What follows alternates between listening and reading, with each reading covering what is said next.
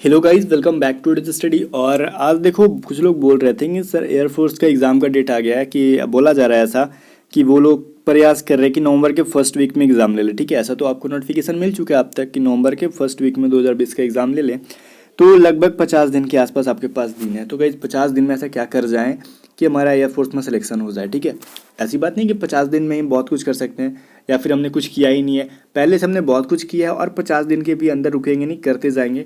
और ये 50 दिन आपके लिए इंपॉर्टेंट होते हैं बिकॉज लास्ट के जो मंथ होते हैं उस टाइम लोग काफ़ी प्रेशर में होते हैं। तो आपको ये पता है, आप भी प्रेशर, एग्जाम का डेट सुन के ही प्रेशर में आ जाते हो, अरे भाई एग्जाम नज़दीक आ गया। तो हमें लास्ट में क्या क्या पढ़ना चाहिए और किन किन चीज़ों पे ध्यान नहीं देना चाहिए बहुत ज़्यादा। ठीक है ना, तो समझो। तो पहले मैं बताता हूँ किन किन चीज़ों पे ध्यान नहीं देना चाहिए। तो पहले तो ये मत ध्यान दो कि निगेटिव मार्किंग है, कट ऑफ क्या जाएगी, ये क्या जाएगी। गाइस अभी आपका काम है एग्ज़ाम देना, एग्ज़ाम दो अच्छे से। और कट ऑफ क्या जाएगी नहीं जाएगी आपको क्या मतलब है? क्या कट ऑफ क्रॉस करने के लिए आप पढ़ाई कर रहे हो क्या?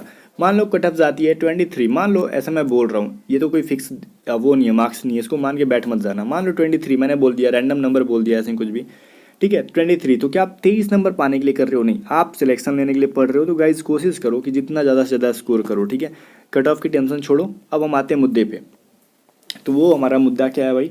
तो हमें तैयारी किस तरीके से करनी है और क्या क्या चीज़ें मेनली पढ़नी है। तो मेनली पढ़ने के लिए सबसे पहले वाई ग्रुप के लिए मैं बता रहा हूँ आपको, इंग्लिश के बारे में बताऊँगा और आपको रगा के बारे में भी। तो पहले रगा की जिक्र कर लें। रगा में पढ़ लें हम लोग करंट अफेयर की बात करते हैं, सीए की, बिकॉज करंट अफेयर से रिलेटेड काफ़ी कन्फ्यूज़न आप लोगों को है।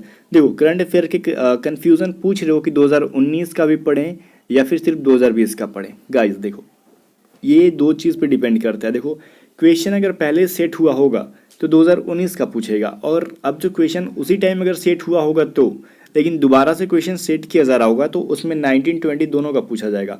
अब लोग पूछोगे कि बताओ क्वेश्चन कब का सेट हुआ होगा। तो गाइस देखो, अगर यूट्यूब पे कोई ये बताता है कि क्वेश्चन उसी टाइम सेट हो गया था, आज सेट हो गया था, ठीक है, जब मार्च में एग्जाम होना था तो क्या उसी टाइम क्वेश्चन सेट था? तो गाइस ये सब चीज़ें किसी को बताते नहीं है एयरफोर्स वाले या फिर कोई भी एग्जाम वाले। ठीक है, तो ये सब बकना झूठ मूठ का फालतू का काम है। तो आप लोग कोशिश करना फाइनली कि 2019 का जो है लास्ट 6 मंथ का करंट अफेयर किसी भी कीमत पे पढ़ना। और क्या पढ़ना मैं बताऊंगा, और 2020 का पूरा पढ़ना। और 2020 में बहुत कुछ पढ़ना नहीं है बिकॉज बहुत सारी चीज़ें हो ही तो नहीं है। 2020 में कोई गेम हुआ है? नहीं हुआ है। ठीक है, तो ज़्यादा मेनली गेम से होते हैं, कोई इवेंट हुआ नहीं है कोविड-19 की वजह से। तो बहुत ज़्यादा 2020 में नहीं पढ़ना है। क्या क्या पढ़ना है मैं बताऊँगा आपको। 2019 में 20 में मिलाकर क्या क्या पढ़ना। 2019 की कोशिश करना, यूट्यूब पे मिल जाएगी, बहुत सारे चैनल्स हैं करंट अफेयर के। ठीक है, तो आपको मेनली 2019 का 6 मंथ का अच्छे से पढ़ लेना है। ठीक है, 2020 में आपको क्या क्या पढ़ना है। 2020 में इंडिया में इलेक्शन हुए हैं कुछ कुछ स्टेट्स में, ये चीज़ आपको भी पता है, और हुए हैं किस किस स्टेट में हुए वो आपको पढ़ना है। इलेक्शन हुआ है और कितने चरणों में हुआ है। ठीक है, ये चीज़ पूछता है एग्जाम में कि कितने चरणों में वो इलेक्शन संपन्न हुआ है। ठीक है, वहाँ का सीएम कौन बना, गवर्नर कौन है, ये सब चीज़ें आपसे पूछता है। ठीक है ना, चलो ये तो मेनली चीज़ें हो गई। इसके अलावा इंडियन डिफेंस में कौन कौन सी टेक्नोलॉजीज लाई गई है, कौन कौन सी विमान आई है, कौन सी तकनीक आई है, ये सब चीज़ें आपको पढ़नी है। इंडियन डिफेंस में कौन सी मिसाइल बनी है, तो ये सब चीज़ें आपको पढ़नी होगी डिफेंस में। ठीक है, तो मैं ये जो बता रहा हूँ ध्यान देते जाना, अगर हो सके तो कॉपी पे लिखते जाना, सिर्फ सुनने से कुछ नहीं होगा। तो दो पॉइंट हुआ हमारा करंट अफेयर में, इलेक्शन हुआ हमारा, और साथ में डिफेंस से रिलेटेड क्वेश्चन पूछेंगे, कौन कौन कंट्रीज़ के साथ हमारा हुआ, चाइना इंडिया का जो इशूज़ था, ठीक है, मुद्दा था, इस पे भी हमें पढ़ना होगा। पूछ सकता है कुछ भी क्वेश्चन। ठीक है, चलो गाइज इसके अलावा हम करंट अफेयर में क्या पढ़ें। तो गाइज कोविड-19 से रिलेटेड पढ़ लेना। ठीक है, कोविड-19 से रिलेटेड जितने क्वेश्चंस बनते हैं आप यूट्यूब पे सर्च कर लेना और पढ़ लेना। ठीक है, क्या हुआ, ज़्यादा कहाँ लोग क्या हो गया, ठीक है, कितने पेशेंट किस देश से मिले, ये सब तो नहीं पूछेगा, बट सबसे हालत किसकी ख़राब थी और कौन कंट्री क्या कर रहा है इससे रिलेटेड, ये सब क्वेश्चन पूछेगा, मेनली पूछ देगा। ठीक है ना कुछ पूछ सकता है इससे, ज़रूर चांसेस हैं बहुत ज़्यादा से ज़्यादा। ठीक है, तो कोविड-19 से ज़्यादा जितनी जानकारी जुटा सकते हो करो। इसमें कौन कौन सी मेडिसिन इंडिया ने कौन सी मेडिसिन दी थी और कंट्रीज़ को हेल्प की थी, किस किस कंट्रीज़ को हेल्प की थी, तो ये सब चीज़ें, और पहुंचाने के लिए जो हुआ था किस किस शिप्स का यूज़ किया गया था, तो ये सब चीज़ों को आपको पढ़ना होगा। ठीक है, जैसे कि कोविड-19 की मेडिसिन को पहुंचाने के लिए कुछ जैसे आइसलैंड पे या फिर कुछ कंट्रीज़ को पहुंचाने के लिए जो शिप का यूज़ किया गया था उसका नाम पूछ सकता है। तो इन सब चीज़ों को आपको पढ़ लेना होगा, रैंडमली रटना नहीं है, बस पढ़ लेना है, और पढ़ने के बाद आपको एग्ज़ाम में वो सब चीज़ें पता चल जाएगी। तो ये मैंने ओवरऑल बताया, और बाकी आपको जीके में पढ़ना है क्या भाई, आपको मेनली आपको लूसेंट बुक फॉलो करना है। मैं तो यही बोलूँगा कि लूसेंट का जो जीके का बुक आता है उसको फॉलो करना आप लोग, ठीक है। और मेनली आपको हिस्ट्री पे, ज्योग्राफी पे बहुत ज़्यादा फोकस नहीं करना, हिस्ट्री थोड़ा बहुत पढ़ना आपको, एंशियंट हिस्ट्री में। जीके पे बहुत ज़्यादा फोकस करने के लिए नहीं बोलता हूँ लोगों को, बिकॉज इसका कोई और छोर नहीं है, ठीक है, टाइम वेस्ट होता है। फिर भी आपको पढ़ना है एंशियंट हिस्ट्री, थोड़ा बहुत पढ़ लेना, कहीं से भी पढ़ो, लूसेंट से पढ़ना या फिर आप यूट्यूब से पढ़ते हो। थोड़े बहुत फ्रीडम फाइटर्स के बारे में पढ़ लो, महात्मा गांधी से क्वेश्चन पूछ दिए जाते हैं, उनको कौन सा स्टार्ट किया था, अभी जैसे हो गया चौरा चौरी कांड, ये सब कांड हो गया, तो वो सब चीज़ें आपको पढ़ना होता है, ठीक है। कब स्टार्ट हुआ था, महात्मा गांधी से रिलेटेड पूछता है कभी कभार। और जो मेनली पूछता है क्या, स्टेट वाइज पूछता है, फेस्टिवल से रिलेटेड पूछता है, कल्चर से रिलेटेड पूछता है, कौन सी मंदिर कहाँ पे है, टेम्पल कौन सा है, कौन सा जो है टूरिस्ट प्लेस कहाँ पे है, तो ये सब चीज़ें पूछ लेता है, आपको भी पता है, ठीक है, जो पिछली बार एग्जाम दिए होंगे। और जो है इंटरनेट या फिर कंप्यूटर से रिलेटेड एक फुल फॉर्म्स पूछता है, ये सब मेनली है। और 6 to 7 क्वेश्चन आते ही हैं, आपसे दुनिया भर के सारे क्वेश्चन आप ही से नहीं पूछ लेगा, ओके। मेनली में फोकस करना है इधर मैथ पर, और रगा में हम बात करें तो रीजनिंग पे तो बहुत ज़्यादा फोकस करना है, बिकॉज 50% मार्क्स रीजनिंग ही हमें दिलवाता है, ठीक है। और मैथ प्लस जीके मिला के 50%, तो हमें मैथ पे फोकस करना ज़्यादा से ज़्यादा और रीजनिंग पे करना। तो हम मैथ के बारे में बात कर लेगा, देखो ध्यान से सुनना।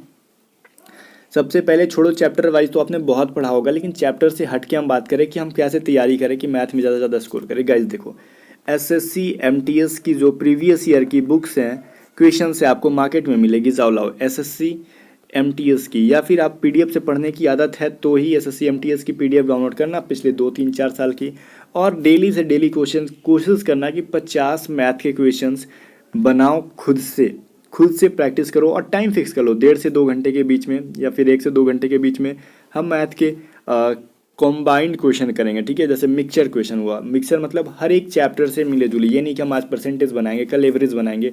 तो होता क्या है ना कि आज हम परसेंटेज से पढ़े तो कल जाके एवरेज पढ़ेंगे तो परसेंटेज का थ्योरी भूल गए, और परसों जाके हम वो पढ़ने लगे बोट एंड स्ट्रीम तो एवरेज का सब कुछ खा पका गए। वैसा नहीं, आपको डेली एटलीस्ट 15 क्वेश्चन मैथ के बनाने, और जिसमें से कॉम्बाइंड क्वेश्चन हो हर एक चैप्टर से मिला जुला कर, ठीक है। तो इसके लिए बेस्ट आपको एसएससी एमटीएस का पढ़ो, इसी लेवल का मैथ पूछता है, बहुत ज़्यादा डिफिकल्ट नहीं पूछता है आपको।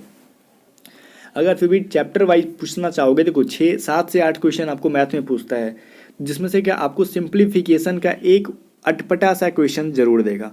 अगर आपको एग्जाम में एक बार में नहीं बना ये क्वेश्चन, तो आपको दोबारा उसको हाथ भी मत लगाना, छोड़ के निकल जाना। अदरवाइज 2 से 3 क्वेश्चन आपको ये छुड़वा देगा अकेले, ठीक है। इतना खतरनाक होता है ये, एक बार गलती की है तो फिर बार बार वो गलत ही होता है। अक्सर मैंने देखा स्टूडेंट से, वो 2 3 क्वेश्चन छूट जाता है, टाइम बर्बाद हो जाता है उसमें।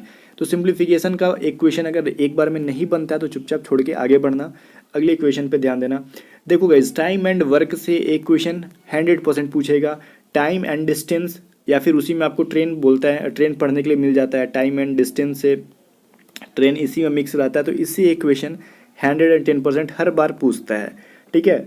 यहाँ तक कि profit loss average and percentage को मिला जुला के पूछे जाते हैं। मान लो कि एक क्वेश्चन दे देगा, उसी में परसेंटेज का थ्योरी अप्लाई करना होगा, एवरेज का करना होगा, प्रॉफिट लॉस का करना होगा, ठीक है।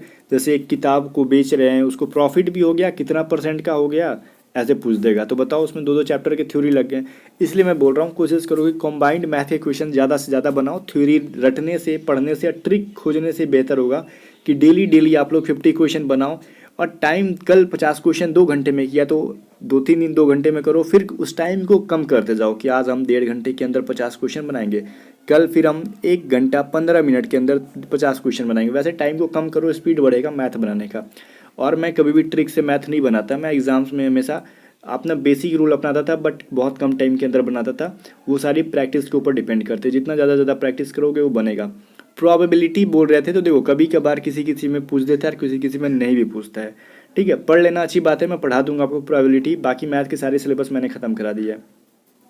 ट्रिगो से या फिर हाइट एंड डिस्टेंस से, इन दोनों में से कोई एक से एक क्वेश्चन पूछता है। मेनली ये सारे चैप्टर्स थे जो 1-1 नंबर के पूछे जाते हैं, ठीक है। तो मैंने आपको बता दिया।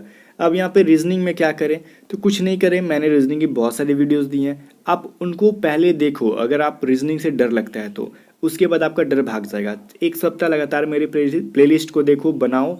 मैंने पूरी क्लासेस भी कराई थी रीजनिंग की, वो सारी चीज़ें 2020 वाले को टारगेट करके बनाओ, डर भाग गया। उसके बाद आपको एसएससी एमटीएस का रीजनिंग भी बनाना है, और इसके अलावा नॉन वर्बल रीजनिंग की कोई एक बुक खरीदो, जैसे कि एशियन मेरे लायक रहता है, मेरे को बहुत प्रीफर करता हूँ एशियन की नॉन वर्बल की रीजनिंग की बुक। उसको एग्ज़ाम तक आप चाट जाओ, मतलब जीभ से नहीं, कलम से पेन उठाओ, रफ पेपर उठाओ और उस नॉन वर्बल की बुक को ख़त्म कर जाओ। एशचंद का जो बुक आता है वो वाला, ठीक है, नॉन वर्बल का। या फिर इसके अलावा कोई भी आपके पास नॉन वर्बल की है तो डेली एटलीस्ट इसके भी 20 to 30 क्वेश्चन बनाओ। ये ज़्यादा नहीं बन पाता है, कभी कभार दिमाग खराब होता है। कोशिश करना कि 20 क्वेश्चन खुद से सॉल्व करो नॉन वर्बल के, ठीक है, टाइम फिक्स करके। सो गाइस ये तरीका जो है आपको एग्ज़ाम तक रगा में बहुत ज़्यादा से ज़्यादा स्कोर करा देगा 100%। अब हम बात करते हैं अंग्रेजी की, जो कि अंग्रेजी को इंग्लिश में इंग्लिश बोलते हैं, ठीक है। तो गाइस देखो इसके लिए इंग्लिश का रामबाण एक ही है। क्या है भाई रामबाण? कि इसके लिए डेली आप एक एक चैप्टर पढ़ते रहो। कितना भी आप विद्वान हो गए होगे पढ़ लिख के, कोई मायने नहीं रखता अगर पढ़ाई लिखाई छोड़ दिए तो। डेली एक चैप्टर का रिवीजन दो और कॉम्बाइंड क्वेश्चन का प्रैक्टिस सेट लगाओ, ठीक है, समझ में आ गया। इंग्लिश का मॉक टेस्ट लगाओ। जैसे मैंने आज नाउन पढ़ा है तो मैं नाउन की चैप्टर का प्रैक्टिस सेट नहीं लगाऊंगा, मैं कॉम्बाइंड चैप्टर का ही प्रैक्टिस जैसे मॉक टेस्ट लगाऊंगा इंग्लिश का, ठीक है। ऐसे रूल अपनाओ। नेक्स्ट डे मैंने वर्ब पढ़ लिया, नेक्स्ट डे मैंने कंजक्शन पढ़ लिया, उसके अगले दिन कुछ और चैप्टर पढ़ लिया, एडजेक्टिव एडवर्ब, बट मैं प्रैक्टिस सेट लगाऊंगा। तो मैंने ऐसे लेना है अपने आप को कि मैं प्रॉपर वे में लगाऊंगा टाइम फिक्स करके इंग्लिश का। तो ये सबसे बेहतर तरीका है। और प्रैक्टिस सेट लगाने के बाद हम एक एक क्वेश्चन पे एनालाइज करेंगे। अगर मेरा सही हो गया बाई चांस, ठीक है, तो भी हम देखेंगे कि मेरा क्यों सही हुआ और मैंने कहाँ पे मार्क किया था, तो इसमें क्या लॉजिक है। कभी कभार तुक्का पे भी सही कर देते हैं और वही पूछ दिया जाए कि लॉजिक क्या था, तो नहीं पता है हमें। तो उस लॉजिक को ढूंढना है कि क्यों सही हुआ इंग्लिश में, ये चीज़ पे फोकस करो कॉमन ईयर के लिए। और क्या, ये जब कॉमन ईयर सही करने लगोगे, ग्रामर का रूल पे कमांड हो जाएगा, तो fill in the blanks easily बना लोगे। सब प्रैक्टिस का खेल, और खेल यहाँ पे तबाह करता है वोकैब में जाके। तो गाइज वोकैब तंग करता है, आई नो। जब आप डेली बेसिस पे वोकैब पढ़ना शुरू कर दोगे, रटना, वोकैबलरी जो है रटने वाली चीज़ें हैं, मैं साफ साफ बोलता हूँ, कोई ट्रिक व्रिक काम नहीं आता है। तो आपको एक टारगेट बनाना है सिनोनिम्स के लिए, एंटोनिम्स के लिए और वन वर्ड, और ये आपका पूछता है ईडियम फ्रेज के लिए। तो 2-3 तरीका मैं बताता हूँ आपको। एसएससी की प्रीवियस ईयर की जितनी भी हैं बुक्स आपको मिल जाएगी इंग्लिश की, ठीक है, वोकैब की। उसको आप टारगेट बना लो कि मैं 10 synonyms, 10 antonyms, 10 one word, 10 idiom phrase करूँगा। तो आप आने वाले 50 डेज में 10, 20, 30, 40, 50 × 40 2000 वोकैबलरीज कंप्लीट करके जाओगे एग्जाम में, ठीक है। 10-10 अगर हम डेली पढ़ें तो आने वाले 50 दिन में 2000 वोकैब करके जाओगे, और कोई माई का लाल नहीं है जो आपसे छुड़वा देगा, ठीक है। चलो भाई, मान लो कि 4 क्वेश्चन पूछे गए वोकैबलरी से, मान लो एक synonyms, antonyms, one word, idiom phrase, उसमें से एटलीस्ट 3 सही करोगे ना, बहुत बढ़िया। तो ये तरीका अपना के जाओ एग्जाम के लिए, बहुत ही बेस्ट रहेगा, ठीक है।